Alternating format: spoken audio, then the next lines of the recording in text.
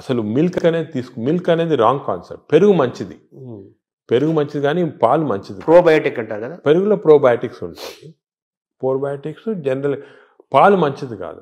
ఎందుకంటే మనం వేరే స్పీసీస్ పాలు తాగుతున్నాం. మదర్ మిల్క్ మంచిది బేబీకి. అవును, 6 months అయిన తర్వాత వేరే స్పీసీస్ పాలు మంచిది కాదు. ఎందుకంటే పాలు ఒక స్పీసీస్లో పాలు is meant only for that species. ఇప్పుడు ఆవు పాలు అనుకోండి, ఆవు పాలు అంటే దూడకు మంచిది, అది గ్రోత్కి మంచి, చాలా ఎక్స్పోనెన్షియల్ గ్రోత్ అవుతుంది బేబీ.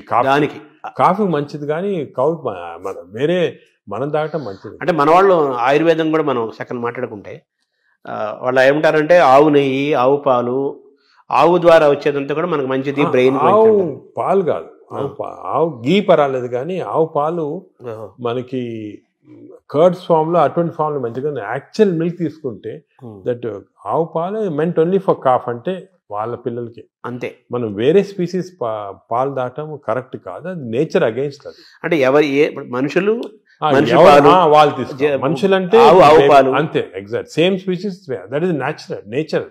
మన నేచర్ కి వ్యతిరేకంగా వెళ్తుంది. సో దాని ఆవు నెయ్యి మంచిది అంటారు కదా, బ్రెయిన్ మంచిదని కాదు, అంటే కొంతవరకు ఇంతకుముందు నెయ్యి తీసుకోవడం మంచిది కాదు అంటే ఇప్పుడు కొంతవరకు లిమిటెడ్ క్వాంటిటీస్ లో పర్వాలేదు నేను వచ్చింది, అంతేగాని మంచిదని కాదు, ఎక్కువ తీసుకోవడం మంచిది అలా కాదు. ఇందులో ఈ జర్నీలో అవాయిడ్ వైట్స్ అనేది ఒక పెద్ద ప్రచారం జరుగుతుంది కదా సార్, అది అవాయిడ్ ఏదంటారు?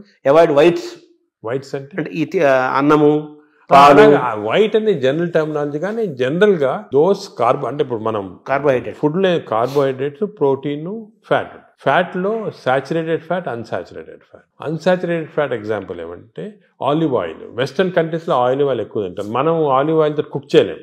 ఆలివ్ ఆయిల్ కుక్ చేస్తే అది చెడిపోతుంది. దానికి రైస్ బ్రాన్ ఆయిల్ అని ఉంది. Rice bran oil is equal to olive oil, unsaturated fatty acid ఎక్కువ. Saturated fatty acids are hydrogenated fats ఏమంటే వనస్పతి, కొంతవరకు గీ, అవి మంచిది కాదు. కొంతవరకు మన కౌ గీ అంటే ఆవుది వచ్చిన గీ కొంతవరకు పర్వాలేదు, ఎక్కువ మంచిది కాదు. అది ఫ్యాట్స్ పార్ట్. సో ఎక్కువ అన్సాచురేటెడ్ ఫ్యాటీ యాసిడ్స్ అవి మంచిది. హైడ్రోజనేటెడ్ ఫ్యాటీ యాసిడ్స్ వనస్పతి లాంటిది అవి మంచిది కాదు. నా సెకండ్ ఏమంటే కమింగ్ టు కార్బోహైడ్రేట్స్లో సింపుల్ కార్బోహైడ్రేట్స్, కాంప్లెక్స్ కార్బోహైడ్రేట్స్ ఉంటాయి. సింపుల్ కార్బోహైడ్రేట్స్ అంటే ఏమి, రైసు ఇటువంటివి. ఏమంటే ఈ సింపుల్, దీంట్లో ఎక్కువ ఫైబర్ ఉండదు, మనం తింటే గ్లూకోజ్ ఇమ్మీడియట్గా బాడీలో అబ్జర్వ్ అయిపోయి మంచిది కాదు. లోపల బ్యాక్టీరియా కూడా అవి కూడా లేజీ అయిపోతాయి, ఎక్కువ పని లేదు దానికి. రైస్ ఇచ్చామనుకోండి, గ్లూకోజ్ తీసి బాడీకి పంపించేది. వేరే సేమ్ కాంప్లెక్స్ కార్బోహైడ్రేట్స్ మిల్లెట్స్ ఉంటాయి. ఎగ్జాంపుల్ మిల్లెట్స్ అనుకోండి, దాంట్లో చాలా ఫైబర్ ఉంటుంది, గ్లూకోజ్ ఆ ఫైబర్ మధ్యలో ఉంటుంది. దాన్ని ఎక్స్ట్రాక్ట్ చేయాలంటే అంత ఈజీ కాదు, బ్యాక్టీరియా కూడా కొంచెం పని చేయాలి దానికి. ఒకప్పుడు మనం రాగులు, రాగులు కానీ మంచిది, ఈ సొరగము అవన్నీ కూడా అంటే మిల్లెట్స్ ఆర్ వెరీ గుడ్. ఇవి మనం రియలైజింగ్ నా ఎక్కువ మిల్లెట్స్ తింటే మంచిది అది. సో దీస్ కార్బోహైడ్రేట్స్ లో మిల్లెట్స్ ఎక్కువ కాన్సెప్ట్ చేసేసి polished, especially polished rice avoid చేయాలి. అంటే మామూలుగా అన్నము కంపారిటివ్ గా అన్నం తింటే తొందరగా అరుగుతుంది, ఈజీ డైజెస్టివ్ అనే మనకి ఈజీ డైజెషన్ మనకు మంచిది కాదు. మనకి ఈజీ డైజెషన్ అంటే పేషెంట్స్ కి, బాగా వీక్ ఉన్న వాళ్ళకి అవసరం, కానీ మనకి నార్మల్ కాంప్లెక్స్ డైజెషన్ మంచిది. ఎందుకంటే కాంప్లెక్స్ డైజెషన్లో ఫైబర్, దీన్ని గ్లైసిమిక్ ఇండెక్స్ అంటారు, ఒక టర్మినాలజీ పబ్లిక్ కూడా తెలియాలి. గ్లైసిమిక్ ఇండెక్స్ అంటే ఏమంటే మన ఆహారం తిన్నామంటే మన బ్లడ్ షుగర్ లెవెల్ ఎంత ఇంక్రీజ్ అవుతుంది.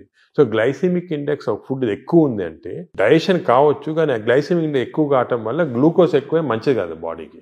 సో రైస్కి, షుగర్కి మ్యాక్సిమం గ్లైసిమిక్ ఇండెక్స్, ఎందుకంటే షుగర్ తినడానికి ఇమీడియట్ గ్లూకోజ్ ఎక్కువ అవుతుంది, రైస్ తినడానికి కొంతవరకు అవుతుంది. కానీ కాంప్లెక్స్ కార్బోహైడ్రేట్స్ మిల్లెట్స్ అయితే గ్లైసిమిక్ ఇండెక్స్ తక్కువ. కొన్ని ఉన్నాయి, బీన్స్, మన చిక్కుడుకాయ, ఇది కిడ్నీ బీన్స్ అంటారు అవి, అవన్నీ రాజ్మా, ఇవన్నీ గ్లైసిమిక్ ఇండెక్స్ తక్కువ. అవి కూడా కార్బోహైడ్రేట్స్, గ్లైసిమిక్ ఇండెక్స్ తక్కువ. అంటే అవి తింటే దాంట్లో ఫైబర్ నుంచి గ్లూకోజ్ బయటికి లాగాల, బ్యాక్టీరియా పనిచేయాలి, అన్ని చేసి స్లోగా గ్లూకోజ్ ఇంక్రీజ్ అవుతుంది. సో దట్ ఈస్ నాట్, అది మంచిది. లో గ్లైసిమిక్ ఇండెక్స్ అంటే మంచిది. సో ఈ కార్బోహైడ్రేట్స్. సో అరుగుదల, రైస్ తింటే మంచిది అరగటం అనేది మంచిది కాదు, తొందర అరగకూడదు, డిలేగా. థర్డ్ ఆస్పెక్ట్ ప్రోటీన్లో మనకి యానిమల్ ప్రోటీన్, వెజిటబుల్ ప్రోటీన్ అంటే ఈ స్ప్రౌట్స్, దాల్స్, ఇవన్నీ వెజిటబుల్ ప్రోటీన్. యానిమల్ ప్రోటీన్లో కొన్ని మంచి ఉంది, చెడు ఉంది. Animal protein high quality protein. For example eggs అనుకోండి, మంచిది యానిమల్ ప్రోటీన్.